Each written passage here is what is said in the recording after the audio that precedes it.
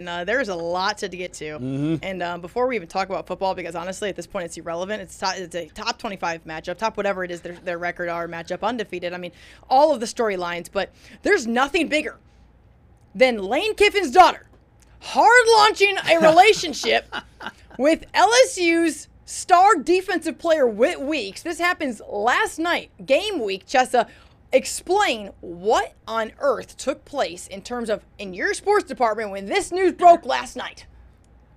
It was absolutely wild. We were like, is this for real? Is this, at first we were like, maybe she's just like punking us and like trying to play it cool and like play with her dad Lane.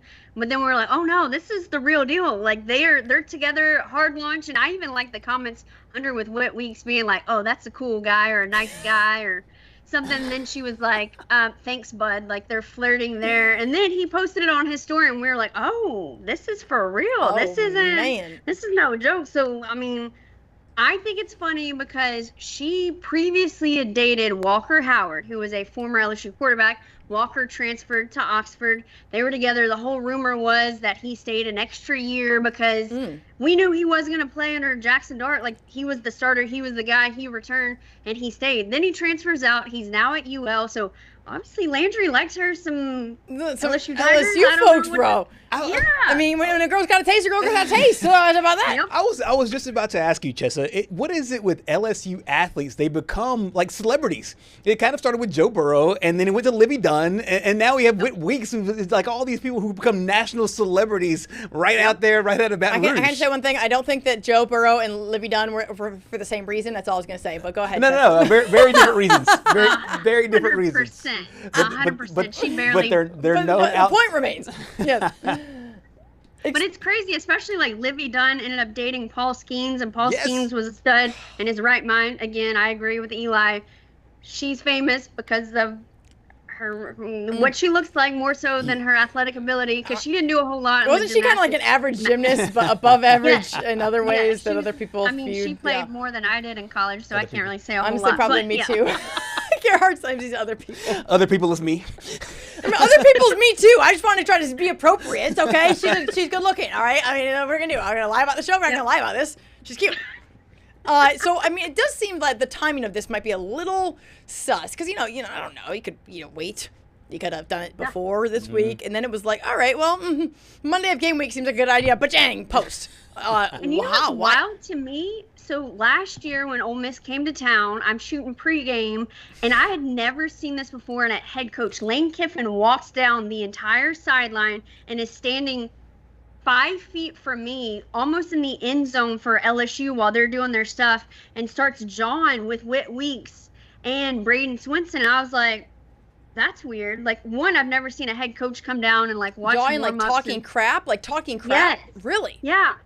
And so this is going on, and I was just kind of like, at first I took a picture because I was like, why is he down here? And then by the time I got my camera out, they were like walking away, but I was like, dang it, I missed this opportunity because it was such a moment. And then the hard launch on the week of, I was like, oh. I mean, when I was younger, I would go out of my way to try to do things to make my dad mad. And so, like, if I could just put fuel on the fire, that's certainly a thing. Like, when you are young, I mean, it was more for me like in high school when I played for my dad. He was my basketball coach. And so if I was like, if I can do something to ignite a fire a little bit, I'm going to do that. When I got to college, I wanted him to like, send me grocery money. So I try to make him happy every now and then. But but I think that they're doing probably fine in that category, both of them, for that matter. But what this takes a whole nother level of hilariousness, so to speak, when Lane Kiffin responds to the picture on social media and says, take the over. Like, hey, this is going to fire up his guys. It's going to fire up his play calling. Like, they're going to run it up, so to speak, on LSU.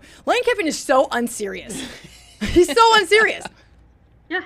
Oh, and he's like the master troll too. Yes. I appreciate his canter and his back and forth. Like, I absolutely love that. If I was a head coach, that would be me. I would just have to keep it a little bit more PC, which I think he does. Yes. But like, he's just next level with the troll game. So like, I know. I feel like his daughter might be taking a lesson from dad and be like, hey, you think you're good, but let me one up you, my guy. Absolutely. And she did it. Listen, hard launch. he's witty. There's no question about that. When you get ready for this game, I mean, at the end of the day, college football is still a business, guys. Like, this is still a business. And I think that right now you can be witty, right? You can be literally Whit Weeks. You can be the way he's being witty, and you can be witty in the way that like Lane Kiffin's being witty, because these teams are undefeated. But when the clock begins there in this game, like these teams still want to win. I mean, all jokes aside, like there's a lot on the line here as it relates to being able to take a huge momentum shift. Now 5 weeks into the season.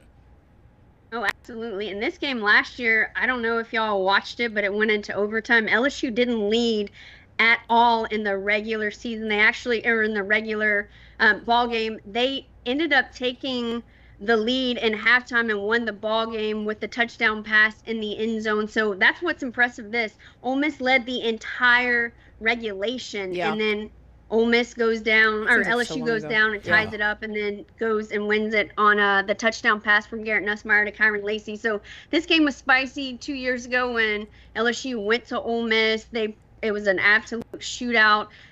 LSU had a chance to win it on the last touchdown play. It went through, I think it was Chris Hilton's hands, and it was right there from Jane Daniels to Chris Hilton, and then got the upset for Ole Miss. And then the Ole Miss fans start storming the field, and there were even sections of the field where it was like collapsing because they were climbing on to railings and on like sounds about right there for Baton Rouge. Yeah. Yes, and they're just like storming the field, and I was like, for the love of God, I'd never been to an away game where people are storming the field. So LSU fans are crazy, but Ole Miss fans kind of took it up another level. So I think this game is going to mean a lot. I know that I'm excited about the matchup with Lane Kiffin and Blake Baker. Lane Kiffin, we know, is a great play caller, one of the best to do it. And then Blake Baker, what he's done with his defense. I think they're an elite defense. They've only given up, double digits, as in 10 points or less through the first 4 ball games, which has not been a thing here in Baton Rouge since 2020. So I'll take it any day. So, yeah,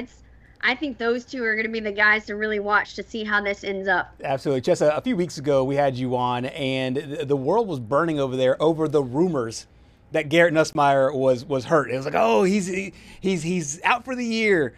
And then you and Brian had that great moment. Everybody calmed down. And it seems like now there might be a somewhat legitimate injury. What's the latest on Nussmeier and maybe how that injury might affect his play this weekend?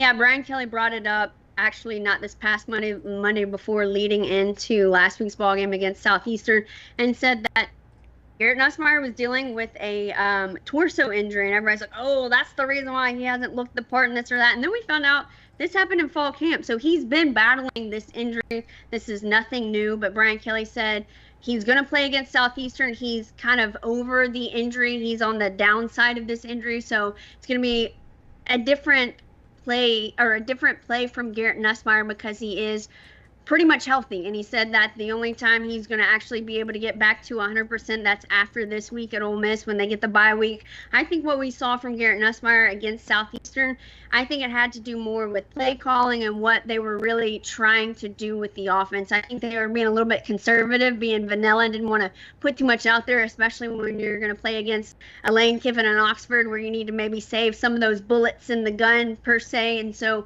I think what we saw from him against Southeastern, almost had a perfect ball game, threw for over 200-something yards. Looked the part. He looked like the Garrett Nussmeier that we saw from last year. So I think it was a combination of this offensive line clicking, playing as one, getting it out to the weapons and letting them do what they do. And I think that's what we saw, and I think that'll be what they kind of use going forward, especially there in Oxford. Yeah, it's going to be a big one. A 2:30 kickoff there in Oxford. 13th ranked Ole Miss and LSU now down to number 4 by no fault of their own, just a matter of kind of how the AP pollers are doing things, which, there's a lot of questionable situations with that we talked about earlier on the show. We did hear from LSU head coach Brian Kelly about this matchup as it relates to what they're going to need to get done and maybe where they're a little bit short going into this ballgame. Let's take a listen. Yeah, I think we've talked about, even the Clemson game, right, Jacques? You feel better about those games because you're taking a defense that can stand up against the environment, going on the road and all those things. And we're a much more cohesive group. The roster's better. The players are better. Those were good, tough kids that played hard for us. But, we're a little short in some areas. So we bring a defense with us. Now we'll have to match, obviously, I don't know about all the points, but we got to score too, like we talked about last week. We can't, be scoring a touchdown or 10 points. That's not going to cut it in the SEC. So continue to play at the level that we have defensively, and then bring your offense up to the level that it needs to be to win games in the SEC. So pretty clear cut, Chessa, there from Brian Kelly on what he believes it's going to take to be successful there in Oxford. What did you take away from that conversation? What does he mean exactly by saying that they're a little bit short? Is injury related? Is this depth related? Yeah, so in the running back room, they already have just a handful of guys. Caden Durham, who's been their running back one, he suffered an ankle injury. They did clarify that it wasn't a high ankle sprain. So LSU has kind of been shorthanded in that regard. I think what we saw from Juwan Johnson had a big game. Juwan Johnson was recruited as a running back, came in, then played DB because they were shorthanded last year, then moved to the quarterback position. He leads the entire state of Louisiana with the most passing yards and passing touchdowns ever in history. Oh. So he's a phenomenal quarterback, but they recruited him mainly to be a DB and a running back. And now this spring he was in the quarterback room learning how to run the system as a quarterback, as a signal caller. And so then this fall they were like, oh, just kidding, we're shorthanded with 2 injuries and a off the field incident with another running back. So they brought him back into the running back room. He had a breakout game this past fall game against Southeastern. I think he's got great vision, but I think Caden Durham has kind of gotten away from what we've seen. Rather than following his lead blockers and going the route he needs to take, he's been doing a lot more cutbacks, and that's been a lot of the struggles running the football. So I think Brian Kelly and them just want